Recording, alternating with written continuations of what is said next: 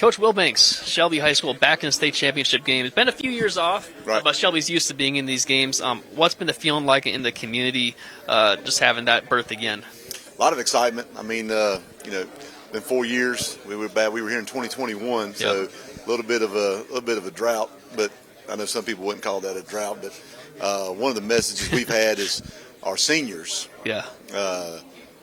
Every senior class since 2013 had experienced at least one state championship. Yeah. This senior class, this is their first one, so I was happy. Yeah. Happy for them to get to experience this. We kind of talked about it in the summer. Yeah. We knew we had a long road to go, but I wanted it for those seniors to get to experience a state championship game. So it's a lot of fun.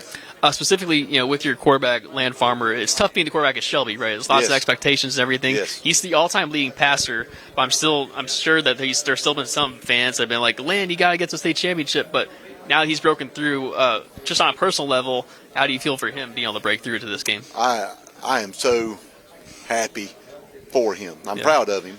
I'm happy for him. A lot of my prayer time is for him because you're right. The quarterback at Shelby High School is under a lot of pressure, maybe more pressure than me. And he took a lot of flack at the beginning of the year. We lost to Kings Mountain, lost to Crest, and people were talking.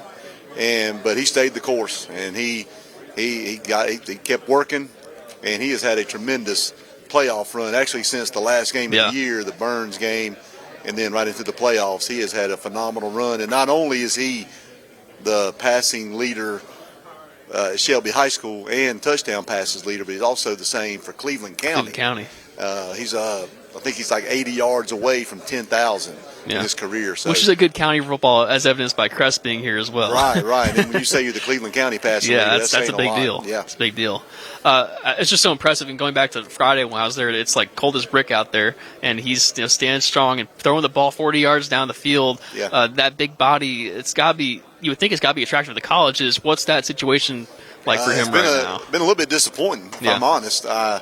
He hadn't had a whole lot of action, and I do not know why.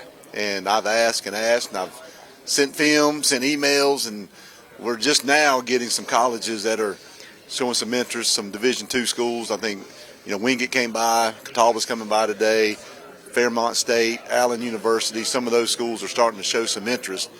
But hopefully they're starting to see what I've known all along. Yeah. He's a great player, but he's a great student. He's a great leader. He's a great kid. He just checks a lot of boxes for me. Yeah. And, Shelby High School, we're going to miss him. Yeah.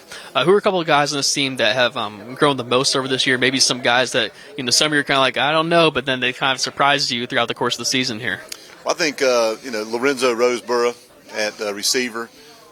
He's a senior. Last year was his first year playing. He's been a basketball player, but he came out last year, and we thought he had a lot of potential. And this year he's had a really good year, had a really good playoff run. Then we've had a couple of younger guys, T. Hollifield, a sophomore offensive tackle. He has really developed into a really good offensive lineman. He's got a bright future, as has Tyson Williams, another sophomore defensive end. They have really grown, and I've enjoyed watching them grow. And then, we got a lot of other guys that are kind of unsung heroes. Noah Gardner, a defensive end. Yeah. He's had a really good playoff run with some sacks. Yeah.